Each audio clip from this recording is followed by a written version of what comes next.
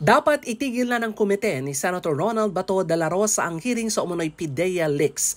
Ito ang apela ni Surigao del Norte Representative Robert Ace Barbers, chairman ng House Committee on Dangerous Drugs, dahil nakabatay lang umano ang testimonya sa nag-iisang testigo na si Jonathan Morales. Ayon kay Barbers, hindi dapat hayaan ni de la Rosa na gamitin ni Morales ang kanyang komite sa pagsira sa mga individual kasama na si Pangulong Bongbong Marcos. Sabi ni Barbers, bakit pinakikinggan pa ang kasinungalingan sa halip na tuldukan dahil wala namang napapatunayan ang mga alegasyon. Pakinggan natin si Congressman Robert Ace Barbers.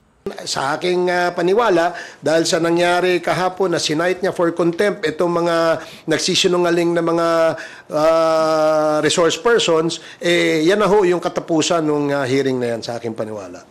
4 na beses nang nagsagawa ng pagdinig ang Senate Committee on Public Order and Dangerous Drugs na pinamumunuan ni de la Rosa tungkol sa PIDEA leaks. Naniniwala rin si Barbers na dahil pinakontempt na ng komite si Morales, dapat lang natapusin na rin ang hearing sa PIDEA leaks. Sa tanong kung dapat bang humingi ng paumanhin si Senator Bato kay Pangulong Marcos, sinabi ni Barbers, nasa kanya na yun. Para sa MBC TV Network News, ako si Milk Regunan. Sama-sama tayo, Pilipino.